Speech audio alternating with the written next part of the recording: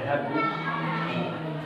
Terima kasih Bu atas waktu yang sudah Ibu berikan. Di waktu ini yang sangat sibuk sekali, Istri bisa berkenan diskusi dengan kami selaku DGB Angkatan 10 Kabupaten Malang. Dan semoga nanti apa yang Ibu sampaikan bisa pastinya bermanfaat bagi kami selaku DGB Kabupaten Malang dan nanti bisa kami terapkan di lembaga kami. Langsung saja Ibu. Bagaimana Ibu dapat mengidentifikasi kasus dilema etika atau rujukan moral? Terima kasih Pak Taufik, saya coba menjawab. Kalau ada dilema etika itu misalnya ada perbedaan pendapat. Pertanyaannya, bagaimana Ibu dapat mengidentifikasi bila ada perbedaan pendapat? Maka yang kami lakukan yaitu nomor satu curah pendapat untuk mengklarifikasi, mengumpulkan fakta-fakta atau opini-opini dari beberapa orang yang ada di lembaga. Kemudian dari opini-opini yang ada itu kami pelajari, kami temukan opini yang sejenis dengan adanya opini yang sejenis itu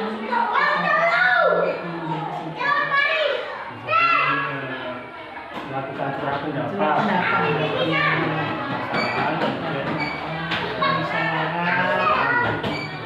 Jadi terima kasih. Selanjutnya, bagaimana Ibu dalam menjalankan pengambilan keputusan di sekolah, terutama kasus di mana ada dua kepentingan yang sama-sama benar? Yang pertama, misalkan itu yang musyawarah. Dengan musyawarah itu kita tetap curah pendapat dengan teman-teman, mana yang lebih utama, mana yang perlu diprioritaskan. Tetap walaupun ada dua kepentingan, yang kita utamakan yang lebih urgent dan lebih penting. Jadi dalam pengambilan keputusan tetap dilakukan musyawarah dulu dan diambil mana yang paling urgent dan paling penting. Paling kadang kurang begitu penting tapi urgent, harus segera ditindaklanjuti. Contohnya kemarin kita musyawarah dengan wali murid teman-teman. Sebelum musyawarah dengan wali murid kita sudah mengenal dulu musyawarah dengan teman-teman. Nah ini bagaimana solusinya. Kemudian kita punya musyawarah juga penting, tapi yang lebih urgent saat ini yang segera harus ditindaklanjuti adalah perang.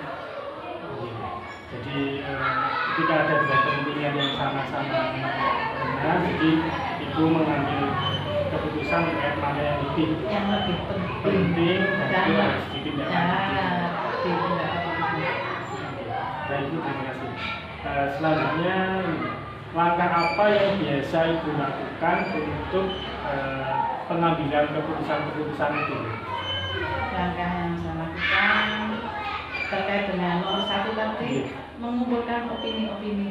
Nah, opini-opini, pendapat atau fakta-fakta yang ada yang mendukung itu dikumpulkan. Nah, setelah itu dikelompokkan mana yang sejenis, mana yang baik, mana yang kurang baik. Nah, dengan pengelompokan ini kita bisa mengklarifikasi, menganalisa, oh ini yang baik, ini yang kurang baik, ini yang harus secepatnya, ini yang perlu ditunda. Akhirnya ada bisa ditarik kesimpulan. Semuanya tetap harus dengan musyawarah, walaupun musyawarah itu formal maupun tidak formal. Tidak formal contohnya kita pas kumpul kok ngomong-ngomong untuk memecahkan masalah. Kalau formal kita khusus mengadakan Terima kasih Bu. Selanjutnya, hal apa saja yang selama ini Ibu anggap efektif dalam pengambilan keputusan? yang efektif dalam mengambil keputusan diawali dengan musyawarah. Ya, tetap dengan musyawarah itu masing-masing guru atau pihak-pihak yang ada mengeluarkan pendapat. Dengan mengeluarkan pendapat, akhirnya bersama. Di musyawarah kemudian diambil sebuah kesepakatan yang nanti bisa itu ambil keputusannya. Contohnya seperti kemarin praktek Pak, wali murid kan diajak kita sampaikan pengeluaran kita berapa, kebutuhannya apa. Ternyata mereka setuju enggak setuju. Baik Bu, ini yang selanjutnya, hal apa yang selama ini menjadi tantangan dalam Ibu mengambil sebuah keputusan? Tantangannya. Kalau kita bertemu dengan orang banyak, rasa grogi, takut, pesimis, tidak diterima itu pasti. Namun alhamdulillah dengan tantangan itu semuanya terlampaui dengan adanya satu dari grogi. Nah, pesimis, khawatir kalau tidak disetujui kalau kita punya program. Kedua, apabila dalam penyelesaian program itu misalnya ada orang tertentu tidak setuju namun tidak memberikan solusi, itu tantangannya. Tapi alhamdulillah di sini selama saya di sini nggak ada tantangan seperti itu. Jadi sebelum melaksanakan kegiatan itu pasti ada kecemasan pasti ada. Namun alhamdulillah di sini selama saya di sini apa yang diprogramkan sekolah semua setuju, termasuk wali murid, komite. Untuk tantangan saat ini yang belum bisa diambil keputusan itu tentang kita belum punya guru agama. Nah, ini belum ada kesepakatan HR-nya berapa, beliau dengan HR seperti itu mau tidak, ini seperti apa? Karena murid kita sedikit. Di tantangan yang jadi misalkan dalam pengambilan sebuah keputusan itu apakah nanti keputusan itu bisa diterima atau tidak, itu menjadi sebuah tantangan itu. Baik Bu, selanjutnya apakah dalam pengambilan keputusan Ibu memiliki jadwal tertentu untuk menyelesaikan sebuah kasus permasalahan? Terima kasih Pak Taufik. Kalau jadwal tertentu itu melihat lingkup masalah, kedalaman masalah. Kalau masalah itu ringan dan bisa segera diatasi, ya langsung diatasi saat itu. Kalau memang masalah itu agak berat, kemudian tingkat kesulitannya juga tinggi, harus dijadwalkan melalui Jadi melihat kasusnya. Jika memang kasus itu cukup bisa diatasi segera mungkin, maka segera diatasi. Dan kalau memang kasus itu membutuhkan pertimbangan yang banyak, membutuhkan banyak orang yang terlibat, ya harus ada rapat. Ini kasus kita yang sekarang ini yang memerlukan harus ada rapat dan harus diselesaikan dengan beberapa pihak. Itu pengajuan musola kan kita membutuhkan dana banyak, namun dana itu hanya 5 juta. Nah, kasus ini secara sepintas kita musyawarahnya dikas bagaimana ini kita harus mengumpulkan komite, semua guru harus hadir, akhirnya dijadwalkan khusus. Jadi memang dilihat dulu dari kasusnya. Memang kasus itu butuh dengan waktu yang lama, maka harus dijadwalkan kapan, siapa saja yang diundang. Terus nanti kita punya, dengan adanya itu kita punya program lain atau alternatif lain. Baik Bu, selanjutnya apakah ada seseorang yang bisa membantu Ibu dalam menyelesaikan sebuah keputusan? Kalau dianggap seseorang itu tidak ada, saya anggap semua orang itu membantu mengambil keputusan. Baik orang itu memberikan opini yang sepaham maupun tidak sepaham, senang membantu karena dengan opini-opini yang ada itu kita punya gambaran bagaimana seandainya ini diputuskan seperti ini, dampaknya bagaimana, pengaruhnya bagaimana. Jadi tidak ada seseorang, semua orang saya kira sangat membantu. Jadi yang pastinya dalam sebuah pengambilan keputusan itu harus mendapatkan banyak opini-opini dari baik itu dari guru, kemudian dari masyarakat dan sebagainya. Baik Bu, selanjutnya pembelajaran apa yang dapat Ibu petik dari pengalaman-pengalaman Ibu dalam pengambilan keputusan sehingga nanti dapat membuat kami mengambil hikmah dari keputusan yang sudah Ibu ambil. Pelajaran yang bisa diambil yaitu setiap permasalahan apapun, baik kecil maupun besar, baik di lingkupnya sendiri maupun di lingkup yang lebih luas, yang kita utamakan dalam musyawarah. Musyawarah tidak harus dalam bentuk formal. Kita dengan jagungan sambil ngobrol, kadang-kadang terjadi musyawarah. Nggak sengaja terjadi musyawarah, akhirnya terjadi satu musyawarah. Jadi memang musyawarah itu lebih dikedepankan ketika mengambil sebuah keputusan. Tapi tetap keputusan itu ada di tetap sebagai pemimpin pasti Ibu punya kebijakan untuk mengambil keputusan. Baik Bu, terima kasih atas waktunya.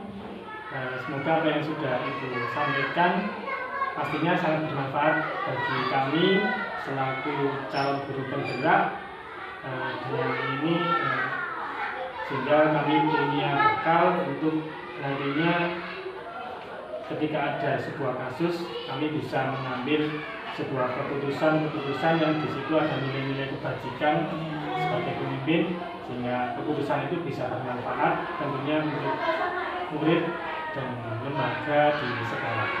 Terima kasih Bu. Sama-sama. Dengan sehat selalu dan kita bisa berdiskusi kembali di lain waktu.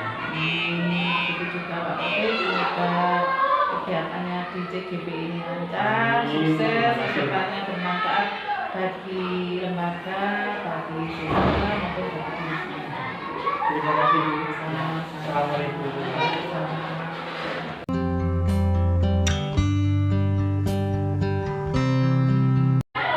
Assalamualaikum Bu Pur, bagaimana kabarnya hari ini? Waalaikumsalam warahmatullahi wabarakatuh.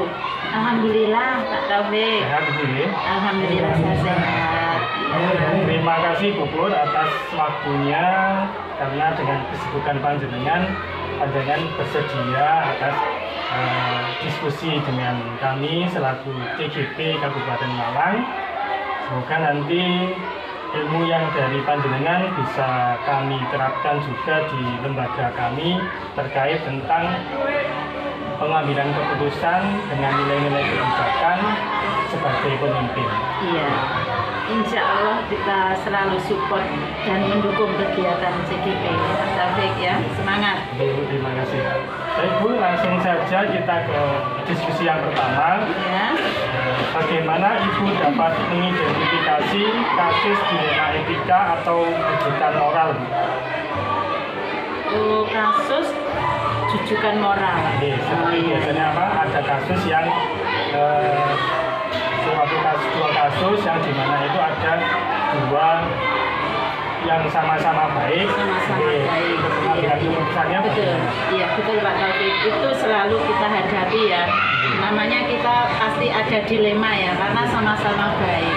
Nah, tentu kita akan lebih mendalami dan menganalisa masalah yang ada tersebut dan kita menentukan mana yang menawarkan kebaikan lebih besar. Tentunya itu.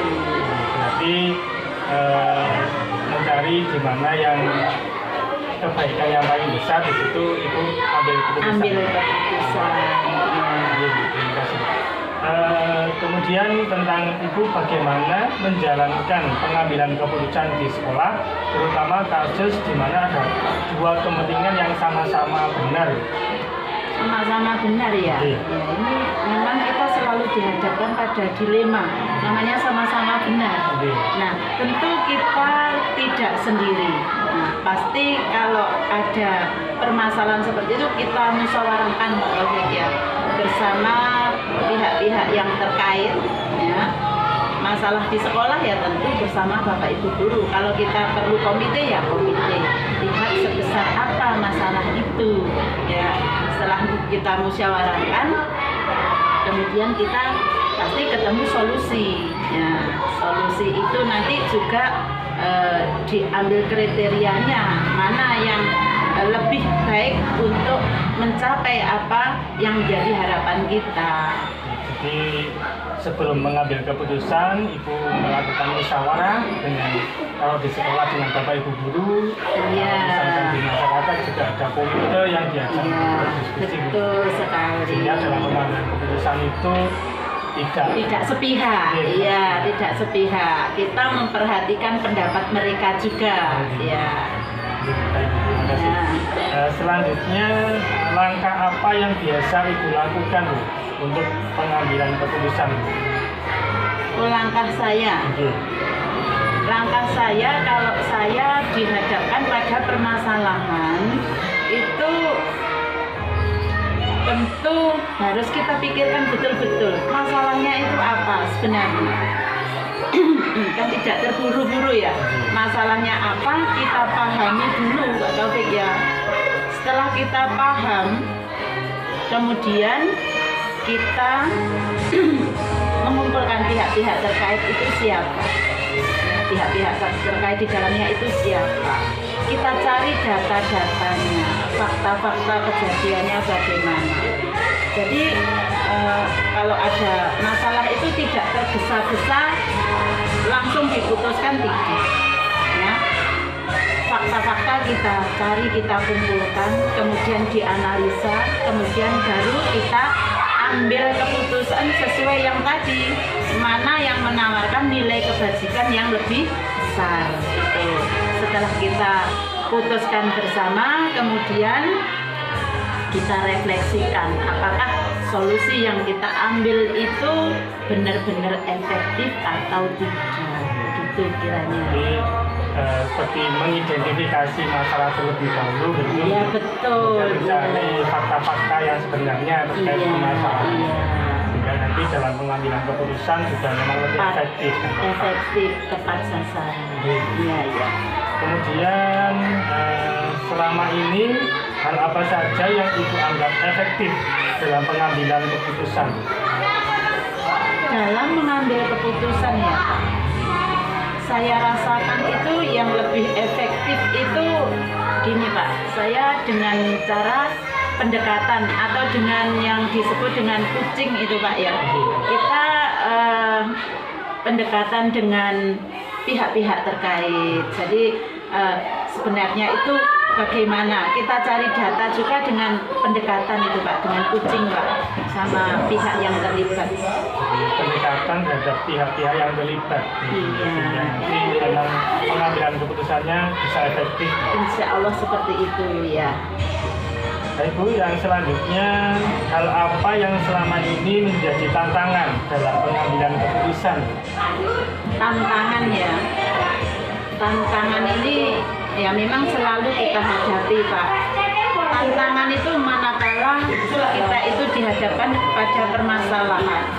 Kadangkala permasalahan itu ya memang sama baiknya, Kadang ini sebuah keadilan atau sebuah rasa kasihan yang ada dalam diri kita. Ya, kita mau memberikan keputusan, tapi ini kan namanya keputusan kan harus adil ya Pak. Tapi di samping itu kadang kita itu muncul karena alasan tertentu, muncul juga rasa kasihan. Kita dilema antara saya harus bersikap adil atau saya menganggap kasihan saya pada seseorang yang kita hadapi. Jadi tantangannya memang dalam pemilihan Iya.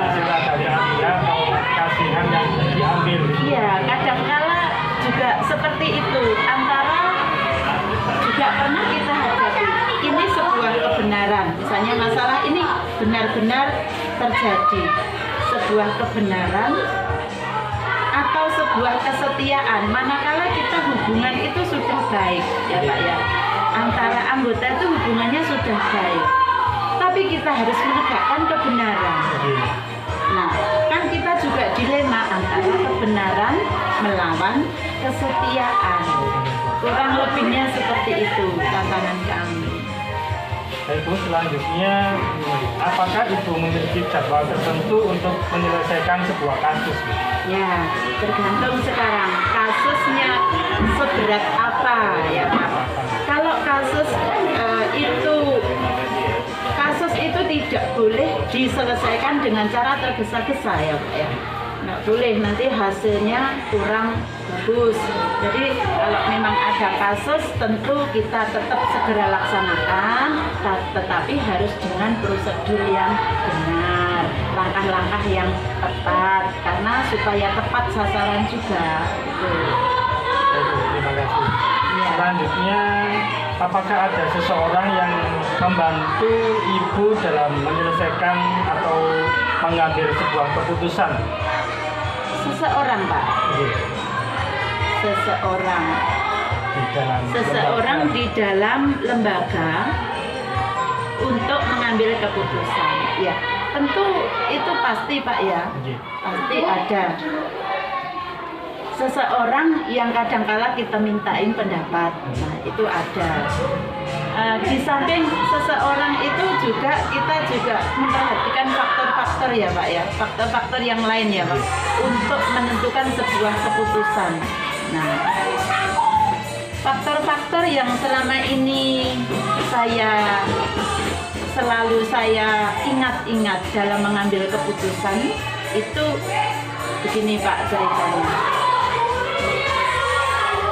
Bagian dari teman-teman kita, misalnya dalam sebuah lembaga, itu kalau ada permasalahan kan mesti diadukan kepada kepala sekolahnya. Mereka itu berharap kepala sekolah yang menentukan keputusan itu. Akhirnya apa? Kepala sekolah ya Pak ya, itu hubungannya dengan jabatan ya, hubungannya dengan jabatan.